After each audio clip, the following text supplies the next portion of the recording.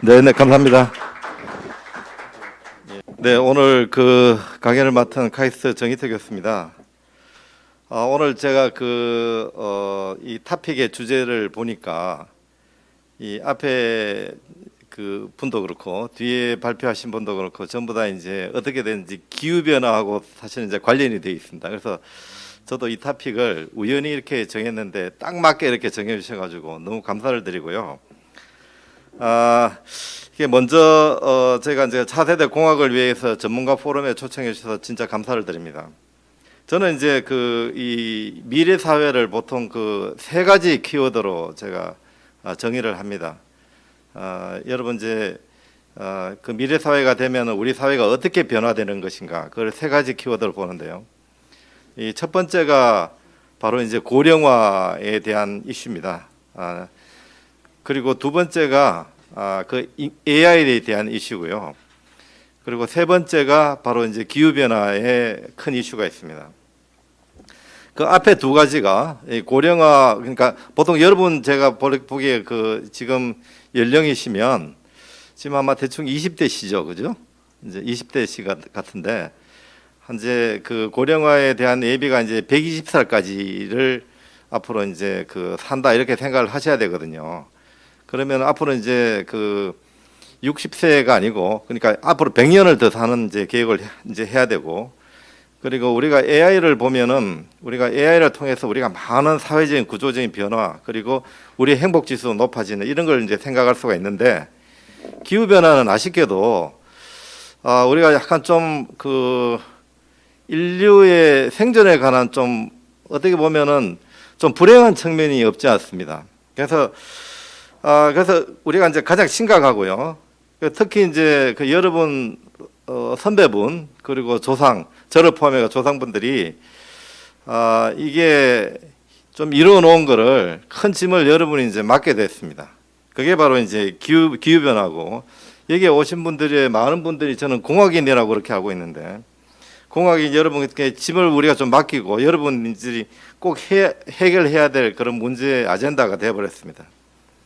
그래서 오늘 제가 이제 그 1시간 동안의 강연을 통해 가지고 이 여러분의 그 차세대 리더로서 기후 변화에 대해서 좀 어떻게 좀 공감을 하시고, 그리고 공학인으로서 도전 의식을 갖기를 간절히 바랍니다. 그렇다고 해서 너무 긴장하지 마시고 좀 이렇게 이 기후 변화 이슈답게 서로 같이 공감한다는 의미에서 좀 이렇게 즐겁고 편안하게 이렇게 강의에 공감해 주시면 감사하겠습니다. 먼저 그 기후 변화 하면은 여러분 이제 기후 위기 그러면 뭐가 궁금하세요?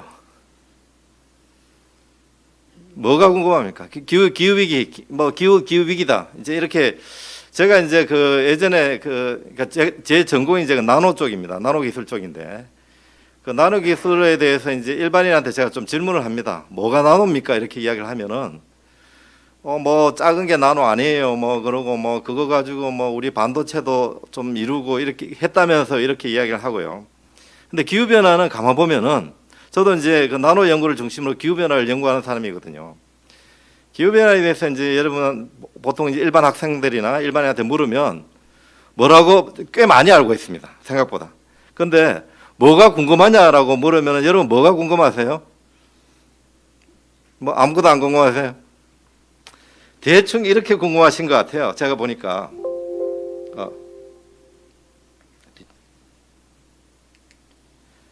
예, 기후 위기 질문들이라고 제가 이제 일반인들 대상으로, 그리고 그 미래를 꿈꾸는 초기 공학인들의 이제 질문도 마찬가지일 거라고 생각합니다. 지구는 언제 망하나? 이게 첫 번째 질문이에요. 언제 망할 것 같습니까, 지구는? 나는 괜찮겠지, 뭐 이렇게 보통 생각을 하세요. 보통 일반적으로 뭐 나는 뭐 상관없다, 괜찮다. 솔직히 말씀드려 저는 좀 괜찮습니다. 저는 좀 괜찮은데 여러분 좀 문제가 돼요. 이게 크게 문제가 됩니다. 또 다른 여러분의 궁금증이 또 있어요. 우리 이제 기후 변화에 대해서 내가 이제 일반적으로 물으면, 두 번째, 나는 괜찮아요. 뭐 이 질문이 있어요. 여러분 제가 나중에 말씀을 드릴 텐데 안 괜찮습니다. 지금 120살까지 산다고 보시면은 아주 안 괜찮아요. 자, 세 번째는 보통 어떻게 그 일반인들이 제가 이렇게 물으면 이제 뭐 어떤 궁금증을 가지고 있냐면 왜 이렇게 됐습니까? 나는 별 한 게 없는 것 같은데 왜 이렇게 지금 뭐 이렇게 위기가 닥치고 이렇게 앞으로 나의 삶이 이렇게 괴롭게 됐습니까? 이런 질문을 또 이제 약간 프로페셔널 하게 되고요. 네 번째는 그럼 어떻게 해야 해결이 됩니까? 이런 질문을 해요. 그리고 마지막으로 또 어떤 질문은 나는 그거 뭐 해야 되는데요? 이제 예를 들면 뭐 공학인들하고 일반인들하고 조금 괴리가 있긴 하지만요. 나는 그러면 그냥 기다리면 됩니까? 그냥 예를 들면 지구가 2100년에 망한다 그러면 난 한 지금 20 몇 살이니까 한 80년 살다 그냥 기다리다가 죽으면 됩니까? 나는 그냥 가만히 있으면 됩니까? 이런 질문을 보통 하게 돼요. 자, 이거에 대해서 우리가 하나 좀 짚어가 봅시다. 이제부터. 짚어가고 여러분하고 같이 좀 공감을 하고 여러분이 어떤 R&D를 해야 되는지 그리고 여러분이 우리 지금 현재 R&D의 노력이 어떤 건지를 같이 한번 공감을 한번 해봅시다. 자, 그 스티븐 호킹 뭐 아시죠, 여러분? 굉장히 세계적인 물리학자였고요. 몇 년 전에 이제 타계하신 분인데 언제 지구가 망하냐? 이분은 어떻게 이야기를 했냐면 2016년에 옥스퍼드 대학 강의에서 이렇게 이야기를 했습니다. 앞으로 1000년 내에 멀었죠. 굉장히 먼 것처럼 보이죠. 1000년 내에 여기에 지구에 사시는 분들은 다른 행성을 찾아야 될 것이다. 여러 가지 문제 때문에 그 중에 하나의 큰 문제가 기후변화일 것이다. 이렇게 이야기를 했습니다. 그리고 이분이 그 다음에 2017년도에 BBC 강연에서 어떻게 말씀드리냐면 확 줄였습니다.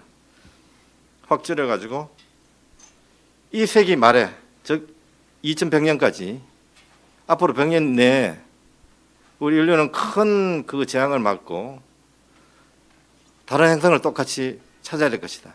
앞에 강의하신 누리호처럼 누리호 타고 어디를 떠나야 될 것이다. 이렇게 이제 이야기를 했습니다.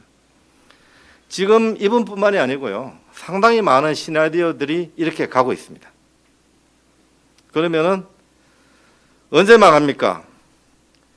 망할지 안 망할지는 모르지만 100년 내에 이대로 두면 큰 변혁 기간이 이제 있고 망할 수도 있습니다. 그게 바로 현실입니다. 자, 그러면은 나는 괜찮습니까?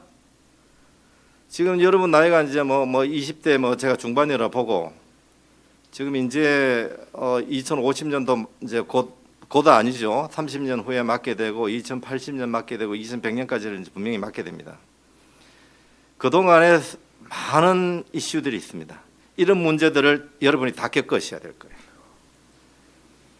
기후변화 때문에 홍수, 가뭄, 기존과는 비교가 안 될 정도의 태풍, 해일이 이제 닥칩니다. 그럴 수밖에 없습니다. 왜냐하면 온도가 뜨거워지기 때문에 그만큼 수증기가 많이 올라가게 되고요.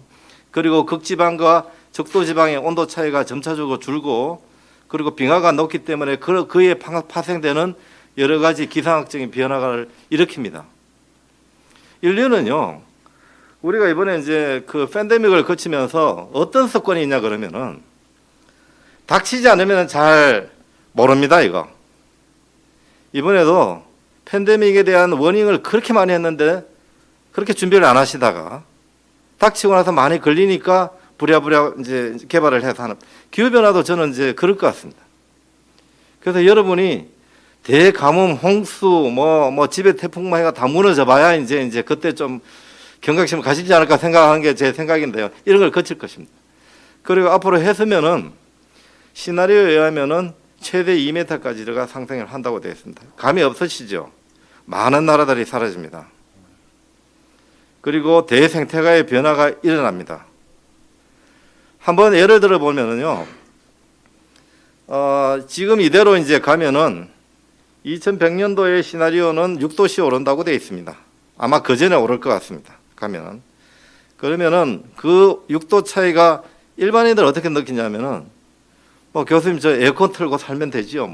그거 6도 지금 예를 들면은 그 제가 여름에 한 평균 한 33도 있다가 한 40도 되면 뭐 에어컨 틀고 집에 있고 뭐 맨날 에어컨 틀고 살면 되죠. 아닙니다. 그게 아닙니다. 그게 아니고 이 인류의 이제 그 흐름으로 봤을 때 우리 빙하 시대라는 게 있는데 그 빙하 시대에 얼마나 많은 것들이 멸종을 했습니까? 그리고 대생태계 변화가 일어나고 뭐 공룡도 없어지고 뭐 엄청나게 없어졌잖아요. 그때의 온도 차와 지금의 온도 차이가 5도 차이 납니다. 5도 더 추웠어요. 그런데 역으로 5도나 6도나 더 더워진다고 생각을 하면은 그거는 우리가 상상하기가 쉽지가 않아요. 더 큰 재앙이기 때문에. 그렇습니다. 그래서 대생태가 변화가 그런 식으로 생기고요. 제가 몇 가지만 나열했습니다. 물 부족 당연히 나고요. 그리고 인류가 대이동을 합니다. 왜냐하면은 적도지방에 있는 분들이 살기가 어렵기 때문에 점점 극지방으로 올라가고 극지방은 오히려 지금은 뭐 좀 추운데 나중에는 거기가 굉장히 살기 좋게 돼가지고 그쪽으로 인류가 다 이동을 하고 대규모 그 한정되는 스페이스에서 그렇게 되고요. 그리고 사막화가 이루어지고 그리고 뭐 나무 심으면 되지 않냐 그러는데 나무 심으면 일부는 되는데요. 전체적으로 지구 전체적으로 사막화가 일어나는 게 일반적입니다. 그래서 더 심해지고 그리고 식량도 부족해지고 그리고 감염도 생기고 빈곤 그리고 사람의 결집에 따른 범죄 이런 것들이 다 문제가 있습니다. 여러분이 나는 괜찮냐 전혀 안 괜찮고요. 이런 거를 겪으면서 사셔야 됩니다. 아마 감이 잘 없었을 텐데 한번 겪어보시면 아마 알 겁니다. 후에. 그럼 원인은 이제 여러분 잘 알고 있다시피 이 온실가스 때문이죠. 이 온실가스라는 것은 굉장히 그렇게 나쁘지가 않습니다. 실은 온실가스가 여러분이 아는 그 뭐 온실가스가 우리가 뭐 배웠다시피 온실가스 때문에 이 온도를 유지를 해왔어요. 온실가스를 유지를 못한 화성 같은 데는 너무 추워가지고 살 수도 없고 우리가 온실가스가 없다 그러면 영하 18도에서 살아야 돼요. 평균온도. 그렇게 살 수가 없잖아요. 근데 이 온실가스는 너무나 중요하고 좋아요. 근데 너무나 많으면 어떻게 되냐면 금성같이 돼버려요. 금성은 온실가스가 너무 많아가지고 온도가 막 수백 도씩 되고 그런데 그걸 못 살잖아요. 그렇게 되는 거예요. 극단적으로 가면. 그래서 온실가스가 적당하게 하면 좋은데 이 그린하우스 이펙트 때문에 온실가스가 이게 점점 많아지다 보니까 이 태양열이 이 온실가스에 대해서 반사하고 그리고 흡수하고 한 50% 되고 지구 표면을 통해서 이제 그 투과해서 가열하는 게 50%인데 그 가열된 열이 다시 이제 방출을 합니다. 방출을 하는데 그 온실가스가 있으면 그 온실가스를 통해서 다시 이 지구 아래로 반사되는 게 그게 문제가 되는 겁니다. 그게 문제가 되는데 지금까지는 잘 유지가 되어 왔는데 이게 과도적으로 올라가다 보니까 문제가 되는 겁니다. 그래서 여기에 그 클릭 한번 눌러주시겠어요? 여기 그 동영상인데 1700년부터 이 이산화탄소의 변화를 나타낸 겁니다. 이 그림이. 그래서 그 색깔별로 색깔이 이제 이산화탄소가 점점 많아지는 국가별로입니다. 처음에는 1700년도 중반에 이제 영국 중심으로 그 이산화탄소가 많아지다가 그리고 북미 쪽으로 이제 많아지게 되고 그리고 유럽 점점 세계적으로 퍼집니다. 일본, 우리나라 아직까지도 그때 이제 좀 까맣게 돼가지고 온실가스 별로 안 나온 나라였는데요. 그러다가 1900년도 초부터 이제 전 세계적으로 이렇게 확대를 했습니다. 확대를 해가지고 지금은 온실가스에 자유라는 나라는 없습니다. 물론 심한 나라들이 있죠. 중국, 미국, 인도 이런 데 엄청 심하지만 전체적으로 이 2008년도 기준으로 이까지의 데이터인데 보면은 지금은 좀 더 심해졌습니다. 이게 가면 갈수록 더 심해져요. 이 그래프가. 이게 현실이고요. 이게 현실이었고 그리고 그러면은 지금까지의 그 지구의 생태계 지구 공학적으로 보면은 온실가스가 적당히 이렇게 아주 컨트롤이 되어 왔어요. 자연적으로는 우리가 이제 식물이 뭐 예를 들면 이산화탄소를 흡수하면은 또 이제 동식물이 또 배출하는 게 있고 그리고 또 뭐 여러 가지 그 온실가스를 바다에서도 흡수를 하고 지표에서 흡수를 하고 거기에서 발생된 또 CO2가 다시 순환이 되고 우리 카본 사이클 여러분 배우셨죠? 그런 식으로 잘 되다가 이 1차 산업, 2차 산업, 3차 산업, 4차 산업을 거치면서 문제가 된 겁니다. 폭발적으로 늘어버린 게 우리 때문이에요. 그래서 1차 산업, 2차 산업, 3차 산업, 지금 현재 4차 산업까지 우리는 굉장히 좋은 삶을 좀 임프루브된 삶을 영위를 해왔어요. 동시에 아주 큰 짐이 이것 때문에 생겼습니다. 1차 산업에 스팀하고 콜 연료로 석탄, 화석 연료로 주범이 된 이 전기기관차를 통해서 많이 이제 전기도 생기고 하면서 온실가스가 많이 배출이 됐고요. 아까 제가 그래프를 보듯이 영국 쪽에 초반에 이제 그 색깔이 변했잖아요. 그게 이것 때문입니다. 그리고 2차 산업, 3차 산업은 넘기면서 더 올라버렸어요, 이게. 그래서 2차 산업의 매스 프로덕션에 해당되는 게 뭐 중공업, 중화공업 이쪽으로 더 크게 되고, 그리고 3차 산업은 얼마 전까지 이제 3차 산업혁명 뭐 IR 컴퓨터 오토메이션 기반으로 이것도 더 늘었고요. 지금 4차 산업혁명을 많이 이야기를 하는데 4차 산업혁명에서 기후변화하고 또 뭐 나아지는 아닙니다. 더 심해집니다. 이거는 온실가스를 더 배출하기 때문에 기후변화 측면에 보면 그렇습니다. 그래서 그 원인이 뭐냐? 그 원인이 바로 이것 때문인데 지금 여전히 이거는 이제 2020년 작년 데이터인데요. 지금 뭐 환경 중요하고 이제 기후변화 중요하다 그러지만 지금 이 시간에도 우리에서는 에너지원을 보면 오일이 33%, 천연가스 24%, 석탄 27%, 원자력 4%, 수력 6%, 리뉴얼 5% 이게 현실입니다. 이게 현실이에요. 그 더 나아지느냐? 획기적으로 하지 않으면 더 나아지기가 쉽지가 않습니다. 그러면 아까 제가 이제 그 두 가지 질문 언제 망하느냐? 곧 망한다. 우리는 괜찮나? 안 괜찮습니다. 그럼 왜 그래 됐냐? 이것 때문에 그래 됐다. 있죠? 그럼 뭐 방법이 없냐? 방법이 있습니다. 이 클리어하게 방법이 있습니다. 방법이 바로 이겁니다. 이건데 이거 그 유명한 이제 BP 보고서라는 건데요. 데이터에 의하면은 요게 가로축이 연도고 세로축이 연당 발생하는 이산화탄소의 양입니다. 현재 2020년 기준으로 우리가 보면은 인류는 매년 400억 톤의 이산화탄소를 배출을 합니다. 그리고 이 그래프가 연도에 따라 가지고 쭉 올라간다. 그러니까 그대로 두면 6DS라는 게 있고요. 6DS라는 게 2DS가 있습니다. 그대로 두면 6도씨까지 간다. 그게 시나리오고 이걸 반으로 줄이면 지금부터 아니죠. 2018년부터 지금 좀 2년 동안 별로 안 했어요. 우리가. 그나마 코로나 덕분에 약간 주춤해진 거지.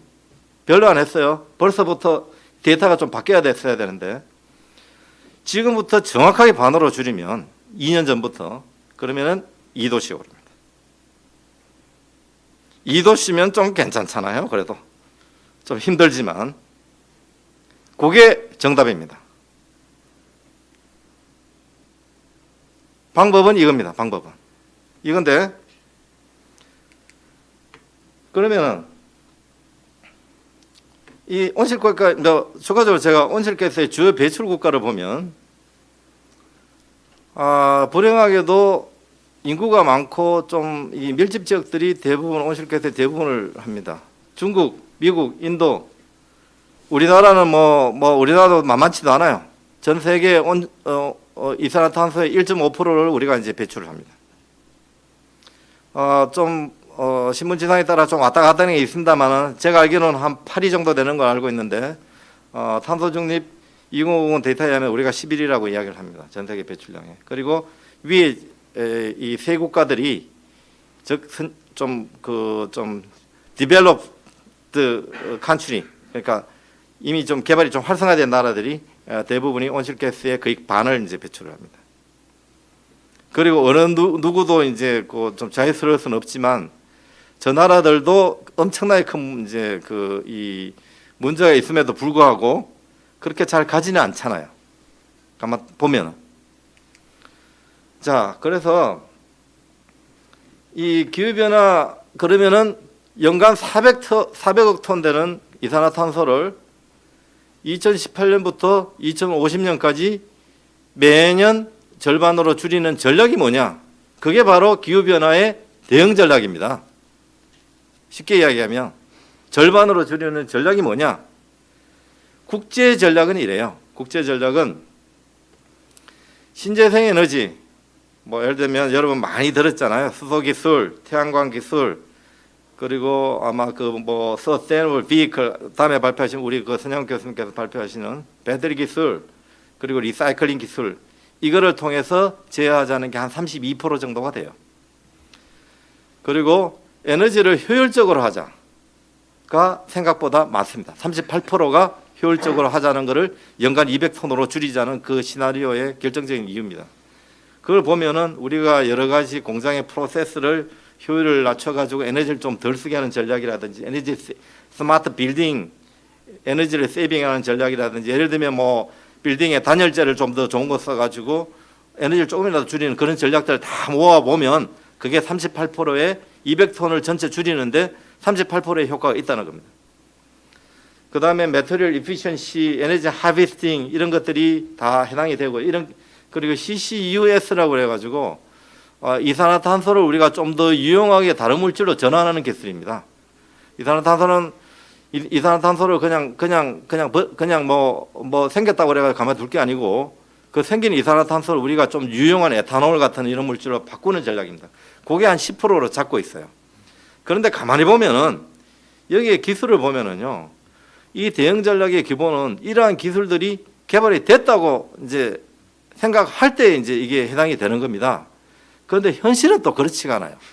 현실은 뭐 그러면 200억 톤을 나는 가만히 앉아 있으면 예를 들면 2100년까지 앉아 있으면 200억 톤을 이런 분들이 수소 뭐 해가지고 태양광 해가지고 줄인다. 근데 문제는 이게 좀 장밋빛 시나리오고요. 현실을 보면은 이 수소 기술이라든지 태양광 기술이라든지 서스테이너블 비클 이런 것들이 아직까지 개발이 안 됐어요.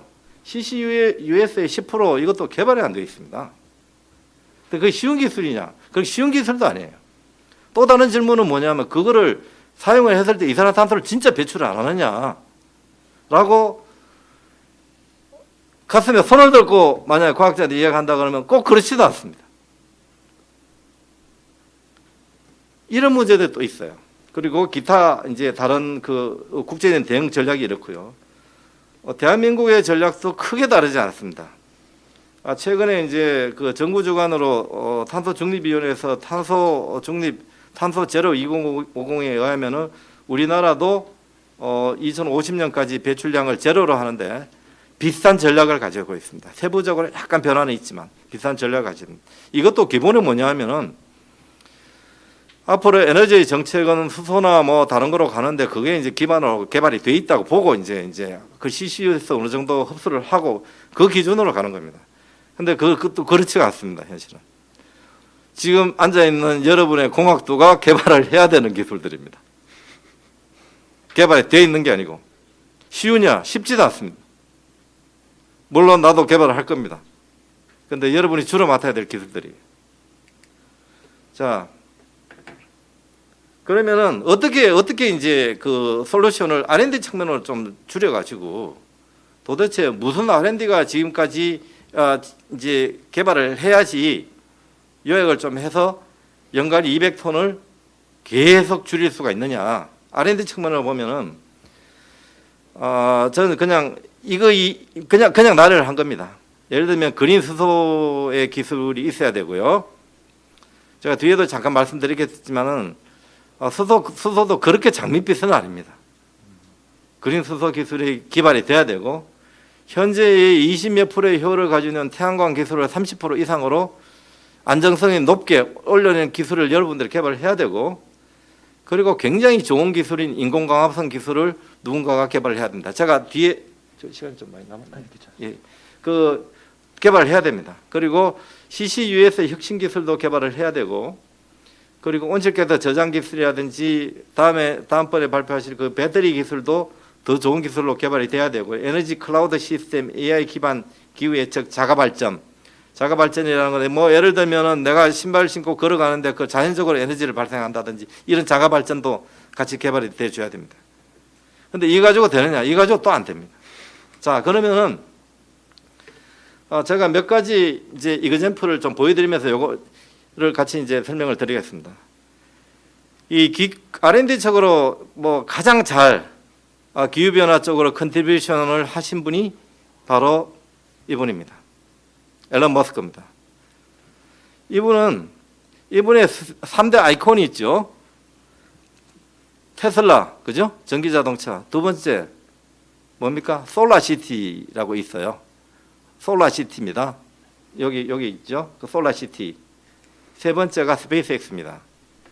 그래서 테슬라의 전기 자동차를 통해서 이산화탄소의 에미션을 줄이고, 그리고 솔라시티에 살면서 다시 에미션을 줄이고, 그것도 안 돼가 정 안 된다 그러면 우주로 떠나는 그런 그 기후 변화의 아젠다를 가지고 있어요. 그래서 저는 이제 이분의 뭐 디테일한 거는 개인적으로는 잘 모르지만, 이분이 그 존경받는 이유는 이 인류가 가지고 있는 그 키되는 기후 변화의 아젠다를 가지고 비즈니스 모델을 하신 분입니다. 그래서 이분의 비즈니스는 망할 수는 없어요. 왜냐하면 우리가 가지고 있는 문제를 크게 이제 컨트리뷰션 하신 분이기 때문에. 이런 식의 기술들이 이제 앞으로 많이 필요를 하고요.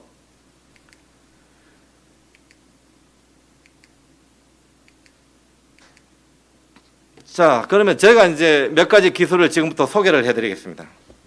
과연 현재적으로 어떤 기술들이 좀 진행이 되고 있는지, 그리고 이 기후 변화를 막기 위해서 몇 개 이그젠플을 보여드리고 그리고 끝내는 걸 하겠습니다.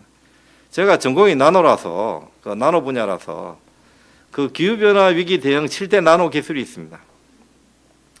그게 이제 첫 번째가 이제 그 나노 촉매 저장 기술. 요게 이제 앞에 말씀드린 제가 CCUS 기술을 이산화탄소를 조금 더 유용한 화합물로 바꾸는 그 기술이고, 동시에 이게 이제 그 인공광합성에도 같이 해당되는 기술입니다. 두 번째가 이제 그 배터리용 나노 소자, 그리고 나노 구조 재료. 이게 뭐 단열재라든지 여러 가지 에너지 효율을 높이는 그런 기술들이고요. 그리고 그 다음에 여러 가지 이제 재생 에너지에 관련된 나노 기술들이 있습니다. 예를 들면 풍력에 들어가는 그 블레이드, 날개를 좀 더 경량화하는 그런 나노 기술이라든지, 기존의 재생 에너지의 성능을 향상시키는 그런 기술들이 있습니다. 그리고 나노 경량 복합 소재, 이것도 이제 에너지를 향상시키는 거죠. 예를 들면 그 비행기나 뭐 차의 기존의 몸체를 어떤 나노나 다른 매트리얼로 바꿈으로써 생기는 그 에너지 절감 효과, 그런 것들이 다 앞에 제가 설명했던 에너지 효율의 38%에 들어가는 기술들입니다. 그리고 나노 코팅 기술, 이것도 똑같이 에너지 세이빙 기술입니다. 38%에 들어가는 거고, 이것도 나노 센서, 이것도 에너지를 효율하는데 38%에 들어가는 그런 기술들입니다.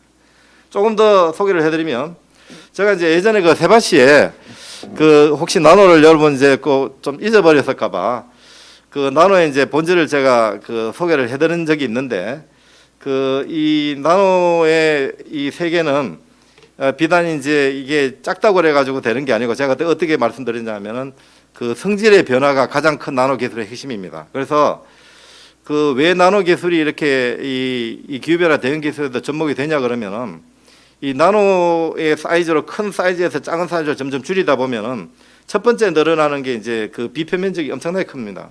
제가 그때도 이제 이그젠플을 들었지만, 예를 들면 금 1cm를 나노 사이즈 1나노 사이즈로 이제 줄이면은 이게 비표면적이 6제곱센티미터에서 축구장만한 크기로 이제 옮깁니다. 그래서 만약에 이 나노 크기의 어떤 오브젝트가 이산화탄소를 우리가 흡착한다고 그런 개념으로 들어가게 되면은 이 흡착의 서피스 에리어는 엄청나게 넓어지는 겁니다.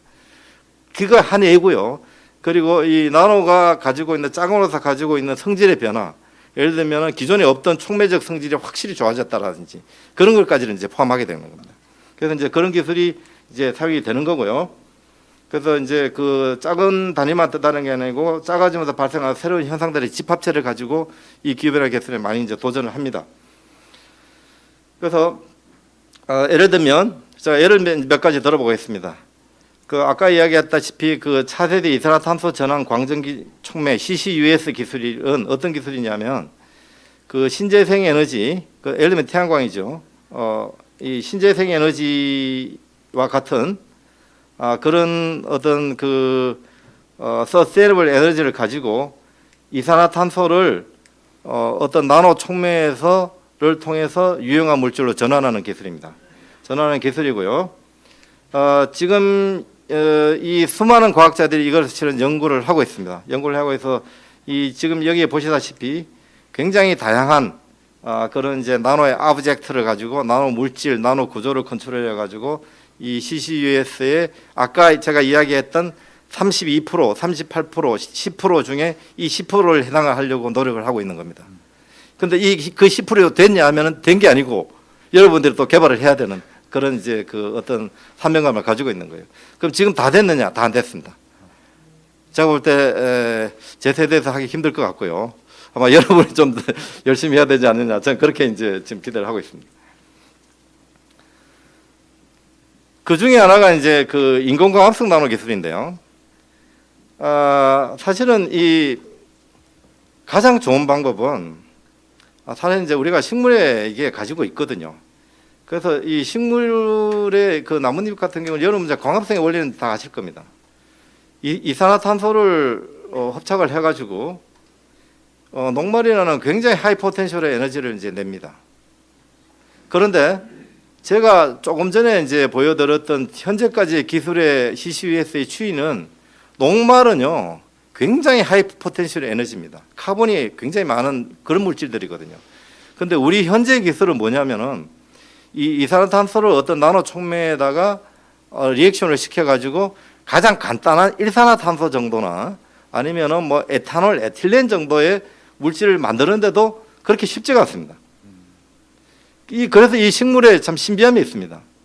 그래서 이제 가장 좋은 방법은 우리가 인공적으로 만약에 이 어떤 물질을 만들었는데 그게 만약에 나뭇잎과 똑같은 효율을 내고 스테빌리티를 가진다 그러면은 굉장히 많이 해결이 됩니다. 엄청나게 해결이 많이 됩니다. 그런데 그 요는 뭐냐면은 그게 어렵습니다. 엄청나게. 예를 들면 지아코모 루시라는 그 이탈리아 옛날에 광학자가 있었는데 이분이 이제 거의 100년 전에 어떤 이야기를 했냐면은 인류는 100년 안에 식물의 광합성 과정에 대한 비밀을 알아낸 후 건조한 산악시대 여기저기 식물보다 더 좋은 효율로 물질과 에너지를 생산하게 될 것이다 라고 예측을 했어요. 근데 지금 100년이 됐는데 지금 안 됐죠. 그리고 근데 그 예측은 맞았습니다. 근데 태양 에너지를 사용하는 것이 문명이 화석 연료를 사용하는 문명보다 인류를 더 행복하게 해줄 것이다 이렇게 이야기를 했습니다. 저도 이 연구를 좀 해봤습니다. 해봤는데 이 굉장히 어렵습니다. 여러분 식물을 좀 더 디테일하게 보시면은 이 식물의 나노 구조라는 건요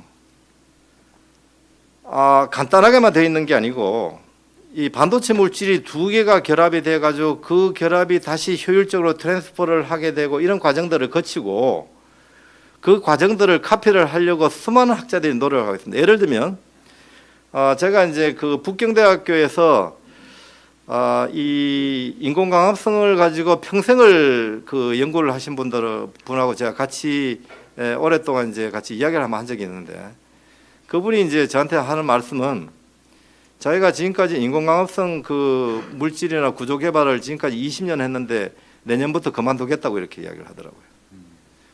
왜 그만두냐고 그러니까 이분들이 이제 그분이 이런 메커니즘에 하면 할수록 너무나 복잡한 거예요.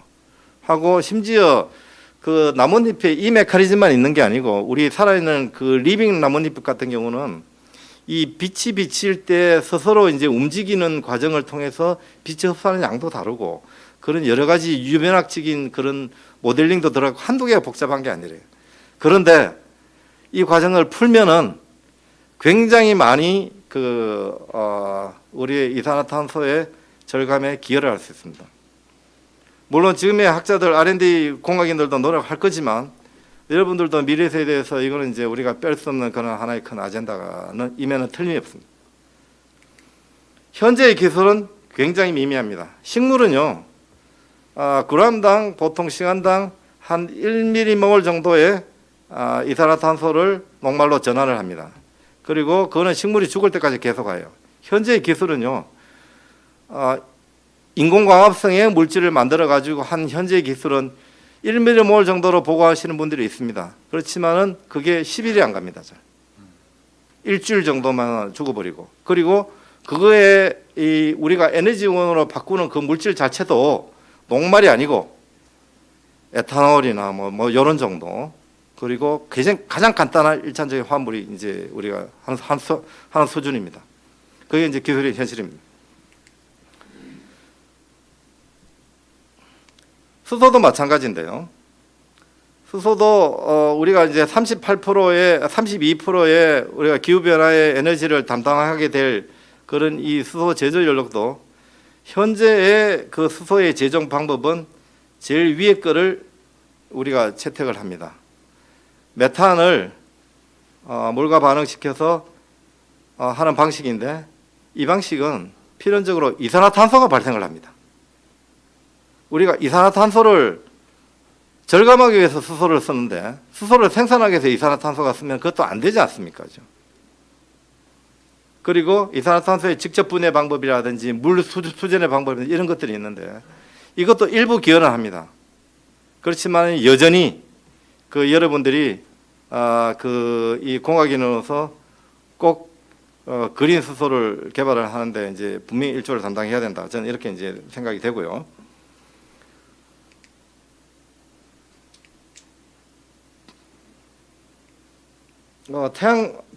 태양광 기술도 이게 이제 기본적으로 우리가 다른 에너지 기술하고 컴피티션 하기 위해서는 30%의 이피션시가 넘어가 줘야 되는데, 그것도 굉장히 안정된 기술이 필요합니다.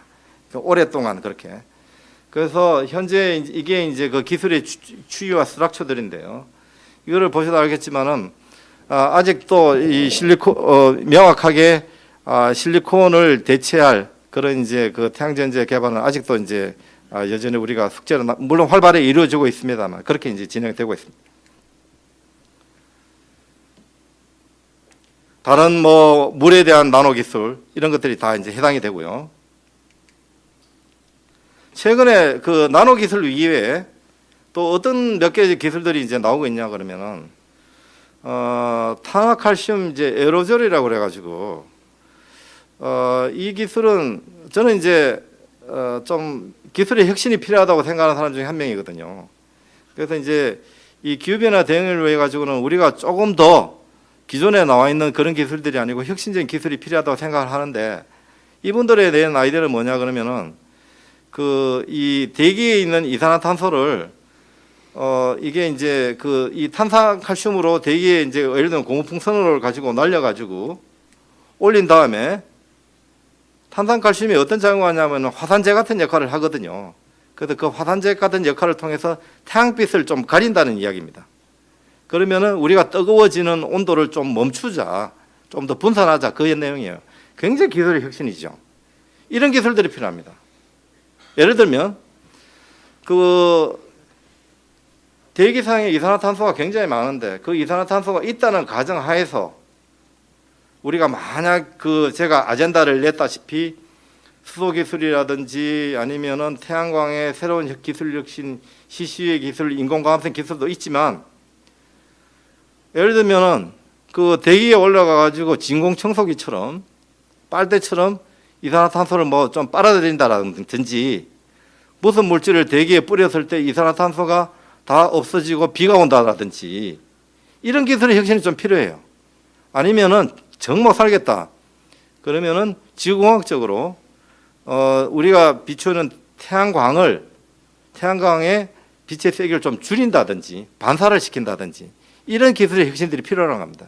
그것 중에 하나가 바로 이제 탄산칼슘 에어로졸이 최근에 이제 좀 제한이 돼 가지고 대기상에 이게 뿌리면 지구에 도달하는 태양의 빛의 양을 좀 이렇게 좀 줄입니다. 이제 그런 내용이에요. 그래서 기후 변화를 조금 더 딜레이 시켜보자 이런 내용인데, 이 기술도 실은 최근에 시도를 하려다가 하버드 대학교에서 시도를 하려다가 환경학자들한테 이제 이게 이제 막혔습니다. 왜 막혔냐 그러면 태양빛을 가림으로써 우리가 그 되는 반대급부들이 또 너무나 많거든요. 그래서 이 그런 여러 가지 문제들 때문에 이런 기술들은 이제 막힌, 제가 그냥 기술을 지금 이제 소개를 해드리는 겁니다. 이런 기술의 혁신도 필요하다라고 생각이 되고요. 또 이제 제가 말씀드렸다시피 그 AI 기반의 그 기술인데요. 기후 변화에서 또 가장 중요한 기술 중에 하나가 그 대국민 홍보들입니다. 전 세계 그 인류들에 대한 홍보입니다. 그래서 가만 보면은 저는 이제 그 이 카이스트에서 그 기후 변화에 대한 그 연구를 담당을 하면서 그리고 그 매니지먼트를 통해서 이 전 국민에 대한 그 홍보역과 그리고 대체역과 우리가 같이 동참하자는 게 이슈가 굉장히 중요하거든요. 그러면 뭐가 왔냐면 그때 이제 우리가 AI 기술이 좀 필요합니다.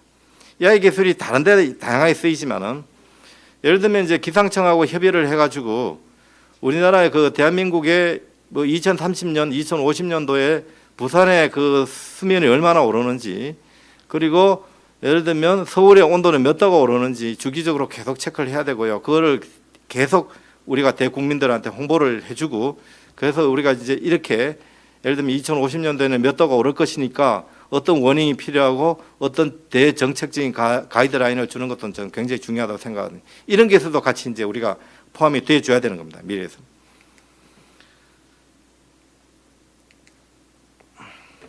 지금까지 제가 몇 가지를 소개를 했습니다. 정리를 한번 해보면 지구는 안전한가?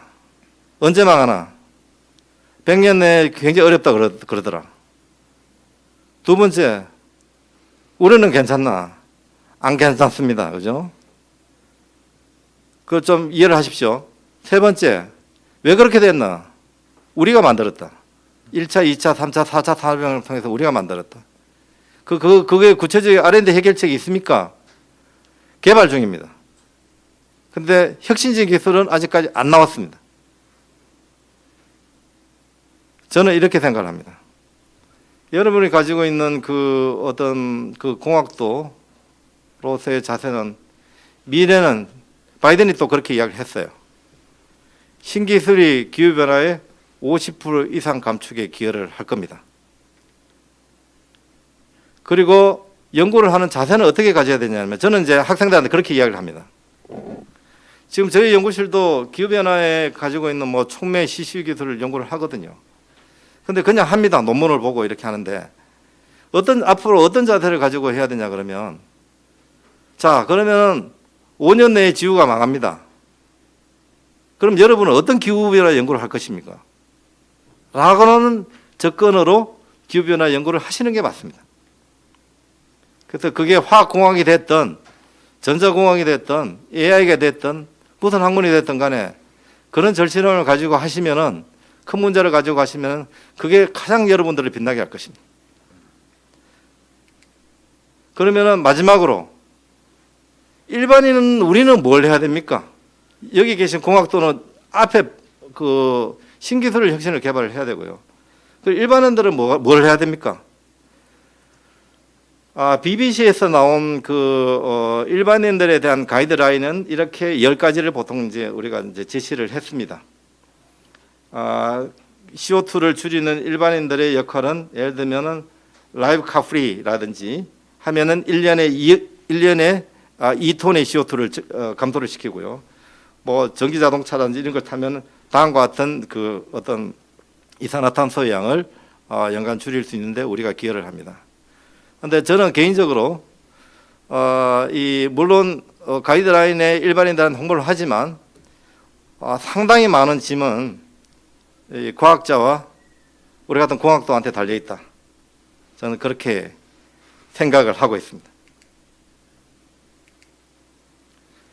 예, 마지막으로 기후위기는 새로운 과학기술 해법뿐만이 아니고 정책, 경제, 홍보, 시민의식 등 전반적인 관점에서 적극적인 동참으로 많이 해결이 가능하고 특히 여러분들 공학도는 절실한 새로운 과학기술의 해법을 간절히 요구를 합니다. 이상입니다.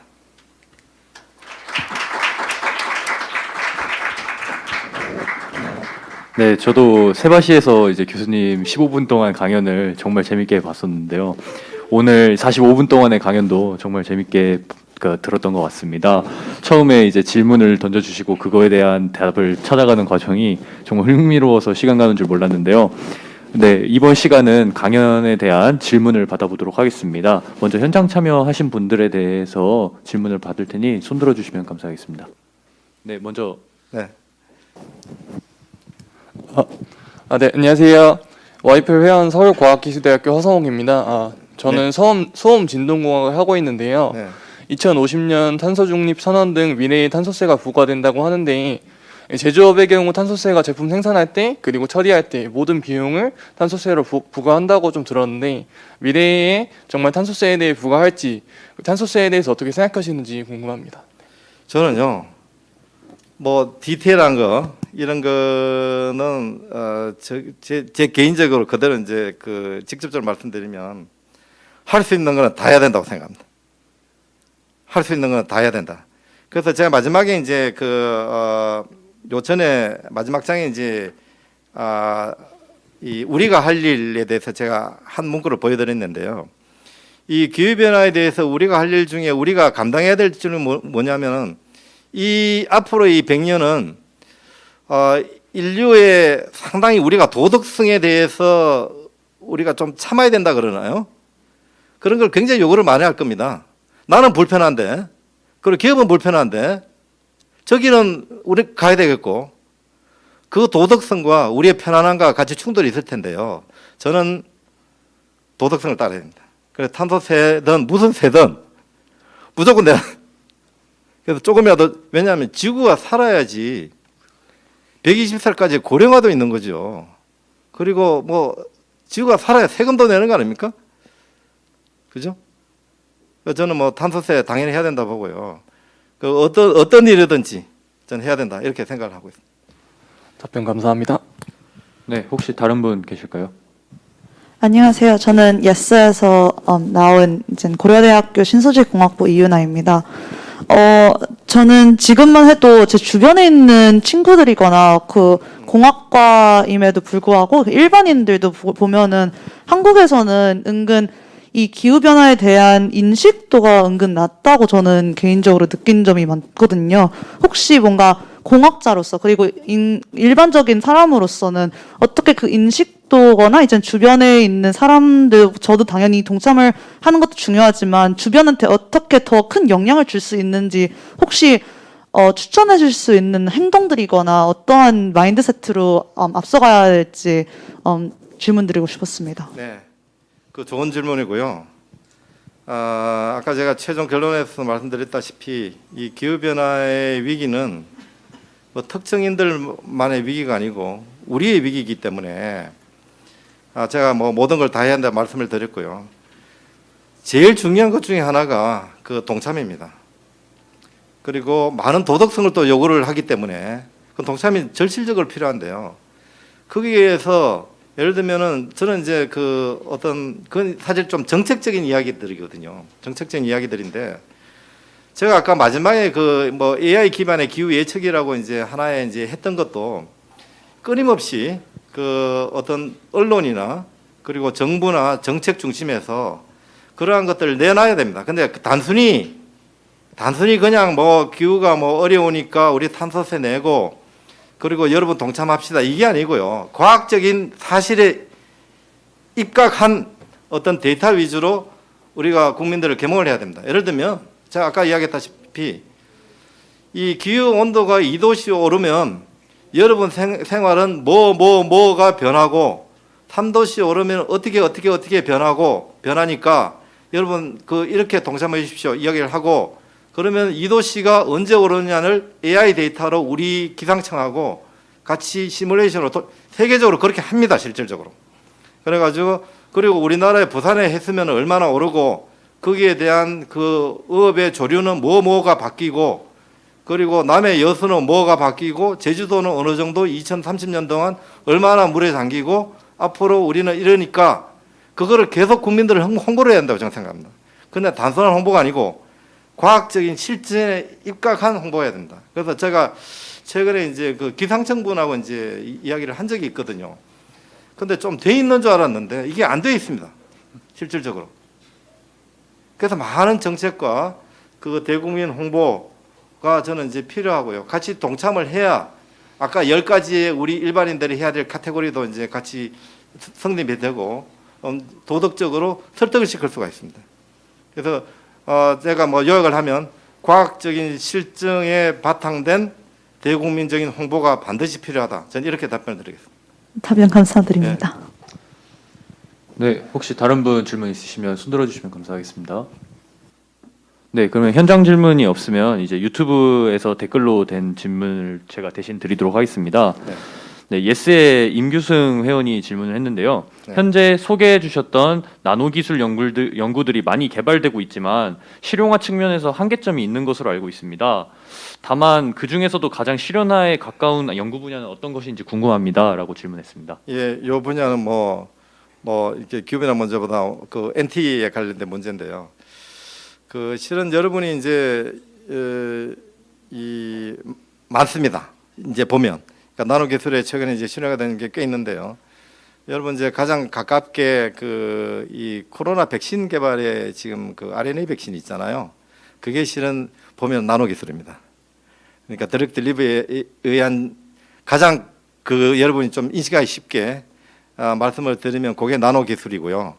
그리고 또 이제 그 여러분이 보시고 있는 뭐 지금 퀀텀 닷 텔레비전 같은 게 있잖아요, 그죠? 그런 것도 나노 기술이고 그의 대부분 디스플레이 기술에 들어가는 것도 나노 기술입니다. 그리고 나노 기술의 그 이 작게 예를 들면 로켓 날릴 때 만든 그 추진체들의 그 물질도 나노 기술들이고요.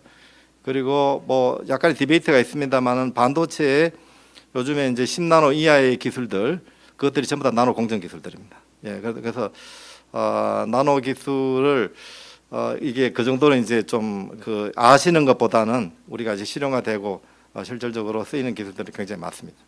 예. 네, 마지막 질문입니다. 예스의 한윤석 회원이 질문을 하셨는데요. 기후변화 대응 전략이 대부분 기술 발전의 전제를 두고 있는데 이러한 기술들이 예측한 만큼 빨리 발전을 가능할 수 있을지 미지수입니다.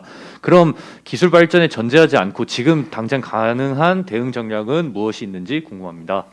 네, 지금 그 이것도 굉장히 좋은 질문이고요. 이거는 이제 그 제 생각에는 그 우리나라 과기부 장관께서 나한테 질문을 해야 될 상황인 것 같은데 이게 너무 이제 감사드리는 질문이고 기술 발전의 전제, 기술의 혁신의 전제를 두는 것은 맞습니다. 그런데 이런 기술들이 예측된 만큼 빨리 가능할 수 있느냐? 저는 이제 그게 시기로 봤을 때 굉장히 좀 쉽지는 않다. 그러니까 우리가 예를 들면은 시나리오들이 있습니다. 그죠? 그 매년 앞으로 2050년까지 200억 톤의 그러니까 그 CO2를 절감하는 전략을 이러이러한 것으로 세웠는데 거기에 보면은 몇 년도에 뭐가 개발되고 몇 년도에 뭐가 기하고 이게 나와 있습니다.